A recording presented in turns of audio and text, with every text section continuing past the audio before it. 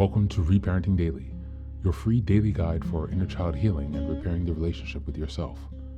This podcast helps you establish a consistent reparenting routine, and is divided into 3 sections.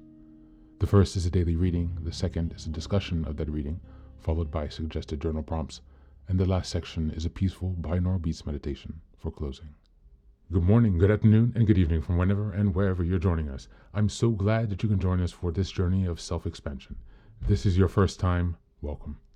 As a celebration of completing our first full year of Reparenting Daily episodes, I've opened a free membership tier for the Patreon community so that you can access more resources and join weekly Zoom calls for free.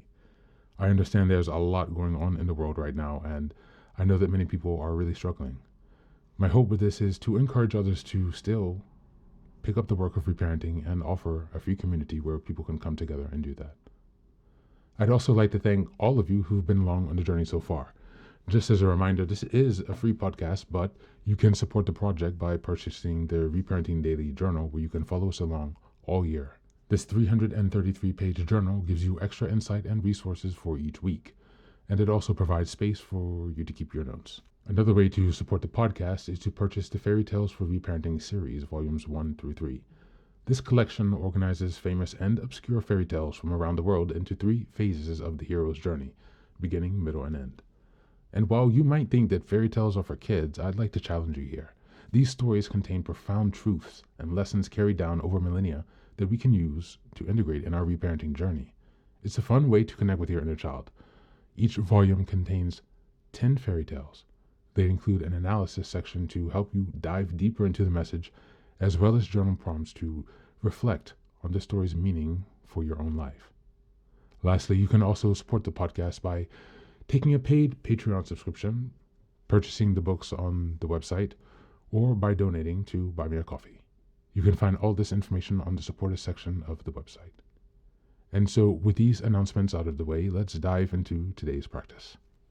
Today's reading is a poem, Assurance, by William Stafford. Just as a reminder, we're in February, and the theme for this month is self-compassion, self-kindness. We're in week 4, and the theme for this week is developing a daily self-compassion practice. As always, you can find the link in the show notes if you'd like to check out the poem again. Here we go, Assurance by William Stafford. You will never be alone. You hear so deep. A sound when autumn comes. Yellow pulls across the hills and thrums. Or the silence after lightning, before it stays. It names. And then the clouds' wide-mouth apologies. You were aimed from birth. You will never be alone. Rain will come. A gutter field. An Amazon. Long aisles. You never heard so deep a sound, moss on rocks and years. You turned your head. That's what the silent meant. You're not alone. The whole wide world pours down. Thank you, and that's the reading for today.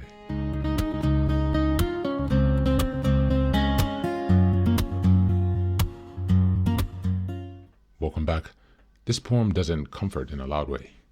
It doesn't say people will always stay. It says something deeper. You are woven into existence itself. The reassurance comes from nature. The sound of autumn, rain filling gutters, moss on rocks, thunder, cloud apologies. The message is subtle but so firm.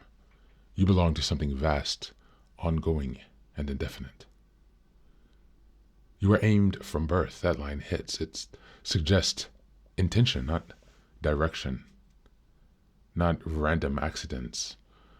Whether read spiritually or metaphorically, this line implies that your existence has a trajectory that was predetermined.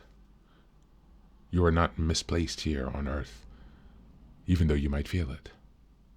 The loneliness we feel isn't proof of isolation. It's often proof that we've momentarily forgotten connection. The poem reframes silence, too. Silence isn't emptiness. It's space filled with presence, we haven't attuned to yet. The sounds so deep. When autumn comes, is life continuing? Even when relationships falter, seasons move. Rain still falls, moss still grows. There's companionship in being part of that cycle. This is very important for this week's theme. You see, self-kindness is at the foundation level of remembering who you are, remembering that you're not separate from the world, that you move through. Self-compassion becomes easier when you stop seeing yourself as an isolated fragment and start seeing yourself as part of a larger rhythm. As we go on to the journal prompts for today, number 1, when do you most strongly feel alone? And what helps you feel connected again? Number 2, what does it mean to you that you were aimed from birth? And number 3, where in your life might silence actually be presence waiting to be noticed? That's it for today. So as always, thanks for being here. Take care of yourself, and please do be well.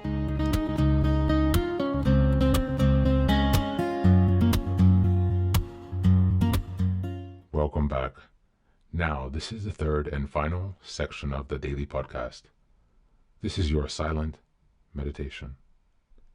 Please find a place where you can be comfortable and undisturbed, where you can relax and spend some time with yourself for this 10-minute silent meditation.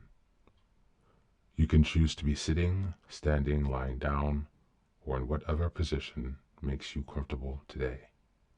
Just take some time to listen to yourself. Next, be sure that you are taking some time to be with your breath, to connect with your body. Don't be disturbed or overwhelmed by your thoughts. Simply allow them to pass. Just observe them. Do not engage with your thoughts.